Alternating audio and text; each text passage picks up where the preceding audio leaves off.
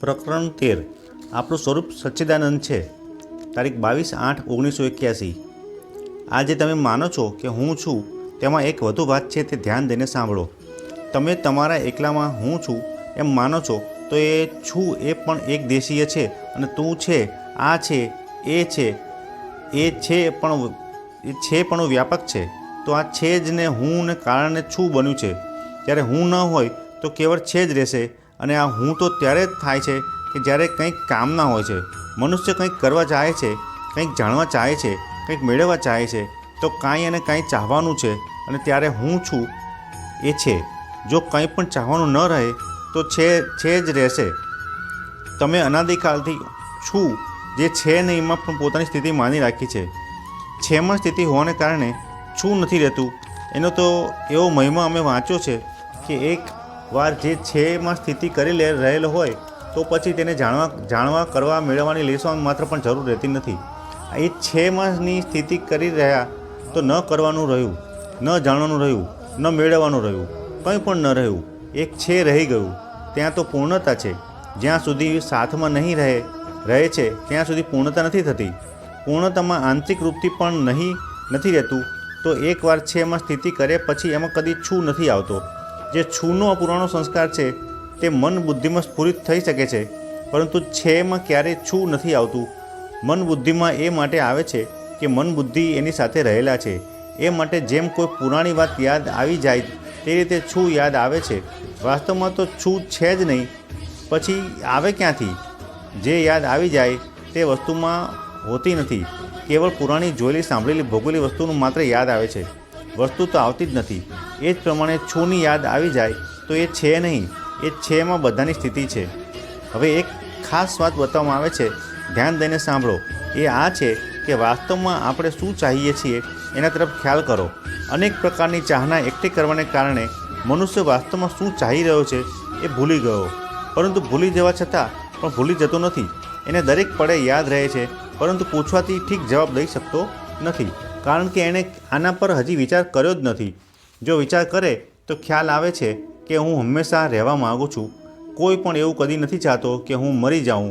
કોઈ વાર દુઃખમાં એવું કહે છે કે હું મરી જાઉં તો સુખી થઈ જાઉં, પણ ત્યાં એ શરીરને દુઃખનું કારણ માની રહ્યો છે. તેથી દુઃખ મટાડવાને માટે શરીરને મટાડી દેવાનું ચાહે છે, જેનાથી હું સુખી થઈ જાઉં. આમ હું બનતો રહું અને સુખી રહું એવી ચાહના તો બની જ જાય છે. ધન, સંપત્તિ, વૈભવ, માન, મહત્તા, નિરોગતા વગેરેની જે ચાહના થાય છે તે અસલ આપણી ચાહના નથી. આપણી ચાહના તો હંમેશા રહેવાની છે, અને હંમેશા રહેવાનું નામ છે. જે નિત્ય નિરંતર રહે છે તેને જ છે કહેવામાં આવે છે. અને આ છેમાં સ્થિતિ થતાં જ આપણી નિત્ય નિરંતર રહેવાની ચાહના પૂરી થઈ જાય છે. પરંતુ જો બીજી ચાહના કરે છે તો છેથી અલગ થઈ જાય છે, કારણ કે જે ચીજ અત્યારે નથી તેને મેળવવાની ચાહના થઈ તો ચાહના નહીંની જ થઈ છે. એટલે નહીંને પકડવાની જ ચાહના થાય છે. જો નહીંને ન પકડે તો છેમાં જેવાને તેવા રૂપમાં છે. ચાહના હંમેશા નહીંની થાય છે. છેપણું તો હંમેશા રહે છે, કદી મટતું નથી. જે અંશમાં છે થી વિમુખ થતાં જ એ અંશમાં નહીંની ચાહના કરે છે. ચાહનાથી જ જે એ અંશમાં છેથી અલગ થઈ જાય છે. નહીં તો છેથી અલગ થવાનું બળ કોઈનામાં જ નથી. ચાહવામાં આવે તો પણ પોતાનું હોવાપણું તો માને જ છે.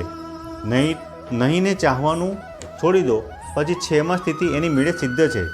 આપણા જ્ઞાનની ચાહના કરીએ છીએ, જાણવા ચાહીએ છીએ, અને તો એ જાણવાનું પણ છેમાં પોતાની મેળે સિદ્ધ છે.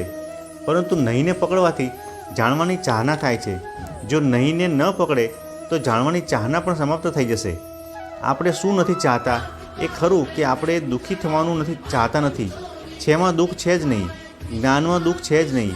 કોઈપણ વાતનું જ્ઞાન થયું તો એની મેળે જ એક શાંતિ, એક સુખનો અનુભવ થાય છે, કારણ કે જ્ઞાન આનંદરૂપ છે. આ રીતે આપણી ચાહના થઈ સતચિત્ત અને આનંદની પ્રાપ્તિની, જેની મેળે જ આપણામાં છે. જે મટી જાય છે તેને અસત કહેવામાં આવે છે, પરંતુ જે કોઈ દિવસ મટી જતું નથી તેને સત કહેવામાં આવે છે. જેમાં જ્ઞાન નથી તેને જડ કહેવામાં આવે છે. તો જ્ઞાન માત્ર ચિત્ત કે ચેતન છે. જ્યાં કદી દુઃખ આવતું જ નથી તે આનંદ છે. આ સતચિત્ત અને આનંદ બધાને એની મેળે પ્રાપ્ત છે. આપણું સ્વરૂપ સચ્ચિદાનંદ છે. હવે જ્યાં ઉત્પન્ન અને નષ્ટ થનારી વસ્તુને પકડી કે આફત આવી, જે ઉત્પન્ન અને નષ્ટ થનારી વસ્તુ છે તે તમારું સ્વરૂપ નથી, અને પકડવાથી જ દુઃખ પામી રહેલા છીએ. ધન નથી, પુત્ર નથી, ઘર નથી, એ પ્રકારે અનેક પ્રકારના નહીં અને નહીંને પકડી રાખ્યા. આ જ કારણે પોતાના સ્વરૂપનો અનુભવ થતો નથી. પ્રશ્ન: પોતાના સ્વરૂપ છે એમાં સ્થિતિ થયા બાદ પણ પુરાણા સંસ્કાર આવે છે શું? ઉત્તર: પુરાણા સંસ્કાર છેમાં નથી આવતા, મન બુદ્ધિમાં આવે. સંસ્કાર તો મન બુદ્ધિમાં પડેલા છે, પરંતુ એઓએ પોતાનામાં માની લેવામાં આવે છે. અનાદિકાળથી જ મન બુદ્ધિમાં આવનારા સંસ્કારોને પોતાનામાં માનતા ચાલ્યા આવ્યા છે, પરંતુ એઓ પોતાનામાં આવતા જ નથી, કારણ કે એ આવજા કરનારા છે અને પોતે રહેવાવાળા છે.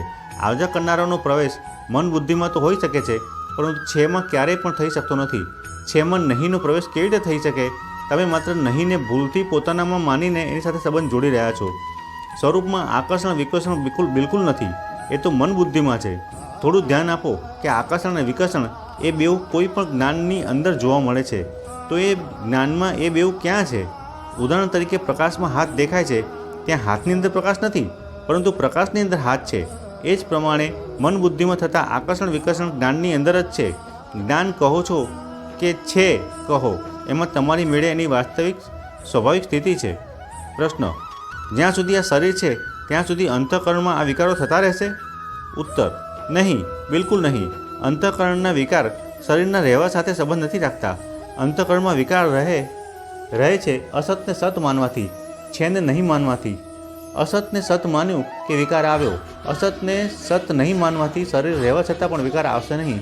શરીર ઘરડું થાય, કમજોર થાય વગેરે વિકાર તો અવસ્થાને અનુસરીને એની મેળે સ્વાભાવિક રીતે થવાના, પરંતુ આકર્ષણ વિકર્ષણ વગેરે જે વિકાર છે તે નહીં થવાના.